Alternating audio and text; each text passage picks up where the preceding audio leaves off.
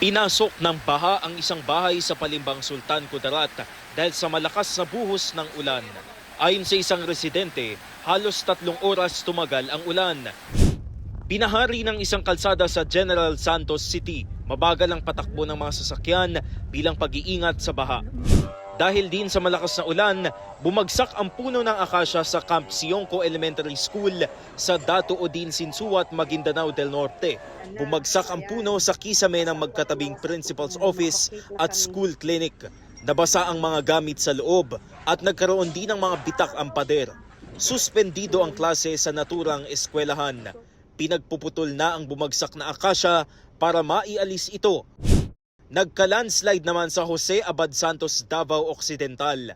Pansamantalang hindi nadaanan ng kalsada sa pagitan ng Barangay Kitayo at Barangay Balangonan dahil sa gumuhong lupa. Bandang alas 7 kagabi, nadaanan ng muli ang naturang kalsada matapos magsagawa ng clearing operations ang LGU.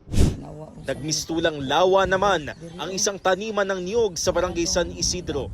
Ayon sa lokal na pamahalaan, naharangan ng gumuhong lupa ang daluyan ng tubig matapos yumanig ang magnitude 7.8 na lindol noong June 8. Pangamba ng mga residente, baka hindi na nila mapakinabangan ang mga niyog kung laging malulubog sa tubig ang mga puno. Nagpadala na ng heavy equipment ang lokal na pamahalaan para gumawa ng bagong daluyan ng tubig. Dumulog na rin ang lokal na pamahalaan sa DPWH kaugnay sa problema. Sa Boracay Island, halos 3 oras naranasan ng pagkulog at pagkidlat nitong Sabado.